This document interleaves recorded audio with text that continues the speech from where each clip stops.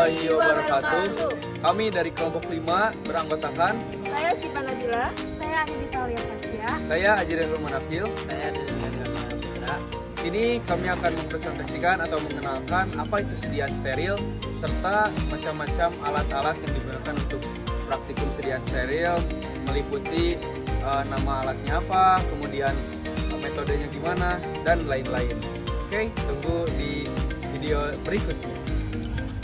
Sediaan steril adalah sediaan farmasi yang dirancang untuk bebas dari mikroorganisme seperti bakteri, alga, jamur, dan lain-lain.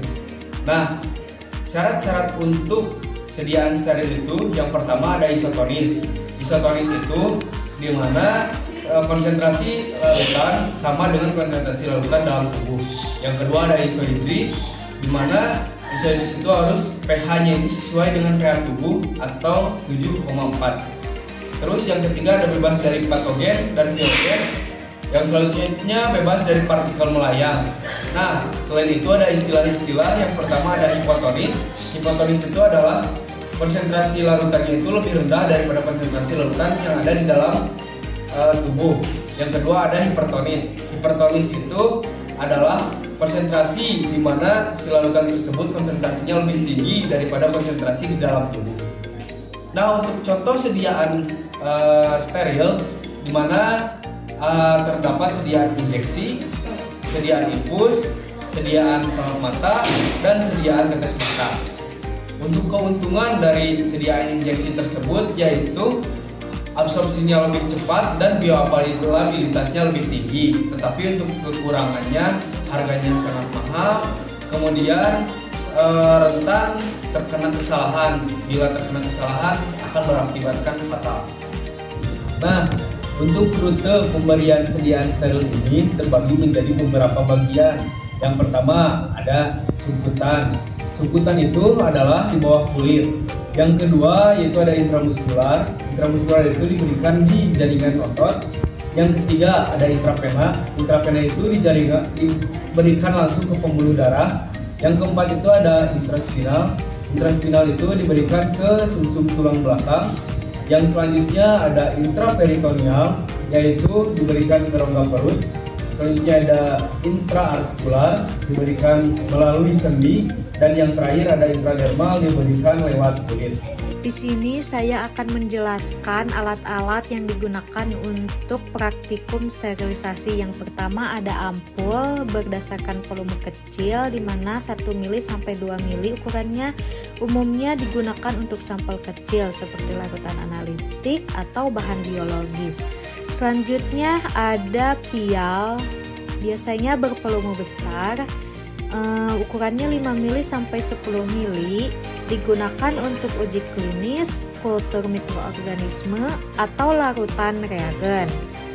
Untuk selanjutnya ada alat beker gelas, biasanya digunakan untuk menampung suatu larutan dan mencampurkan bahan-bahan larutan di alat ini. Kemudian ada gelas ukur, biasanya digunakan untuk mengukur suatu larutan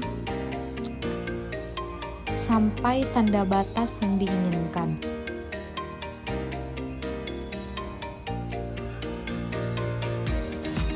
Untuk selanjutnya ada corong. Alat ini digunakan untuk menyaring larutan dari filtrat-filtrat yang kotor menggunakan kertas saring, kemudian dimasukkan ke dalam beker gelas sebagai penampungan suatu larutan yang sudah disaring. Untuk selanjutnya ada botol infus berukuran 100 mili, biasanya digunakan untuk wadah infus obat-obatan dalam dosis kecil atau larutan pengencer. Untuk selanjutnya, tutup botol infus menggunakan aluminium foil karena tutupnya berbahan karet sehingga harus ditutup kembali menggunakan aluminium foil. Lalu bungkus dengan kertas payung untuk proses sterilisasi. Di sini saya akan menjelaskan mengenai alat dari autoclave. prinsip dasar dari autoclave yaitu bekerja dengan menggunakan uap panas bertekanan tinggi untuk menghancurkan mikroorganisme, termasuk spora, bakteri, melalui denaturasi protein dan mengenzim mikroorganisme. Proses ini berlangsung pada suhu 121 derajat Celcius selama 15 menit. Berikut mekanisme kerja yaitu secara singkat. Yang pertama, pemanasan air dan produksi uap. Yang kedua, peningkatan tekanan dan suhu. Yang ketiga, penetralasi uap ke material. Keempat, waktu sterilisasi. Dan yang kelima, pendinginan. Berikut langkah-langkah penggunaan autoclave untuk sterilisasi. Yang pertama, persiapan bahan dan alat.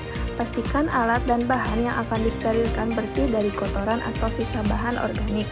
Kemudian, mengisi air, isi autoclave dengan air bersih hingga mencapai batas yang ditentukan.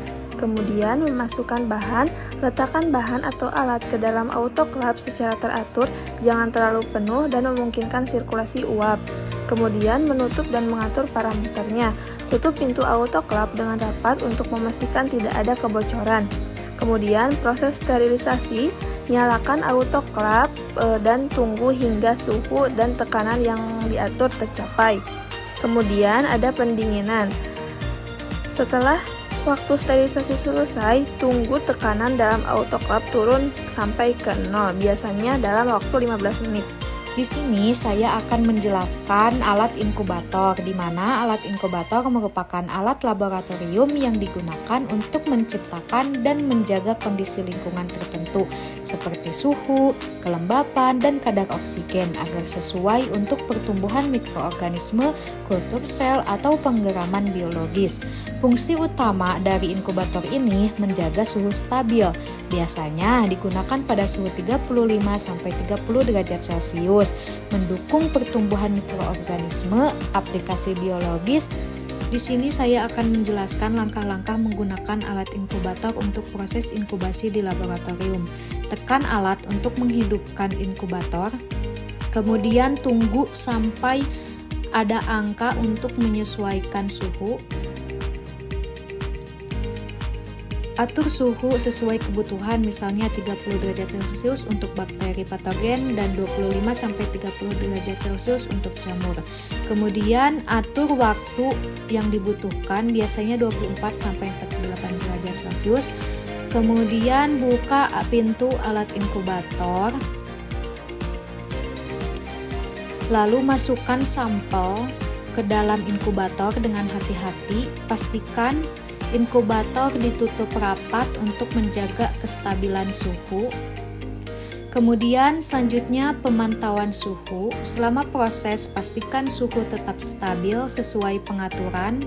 Hindari membuka pintu inkubator terlalu sering untuk mencegah fluktuasi suhu. Catatan penting, gunakan alat pelindung diri seperti sarung tangan atau masker saat menangani sampel. Jangan meletakkan bahan mudah terbakar atau plastik yang tidak tahan panas dalam inkubator. Di sini ada alat laminar air flower atau LAF.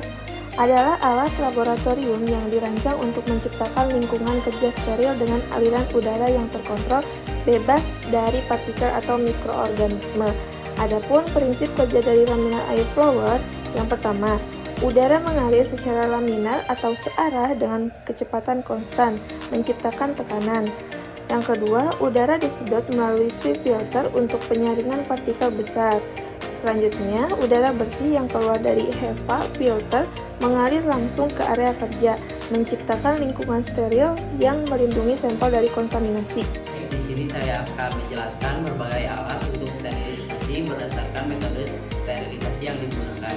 Untuk yang pertama ada sterilisasi dengan panas basah, menggunakan alat autoclave, menggunakan uap air bertekanan tinggi pada suhu 121 derajat sampai 134 derajat.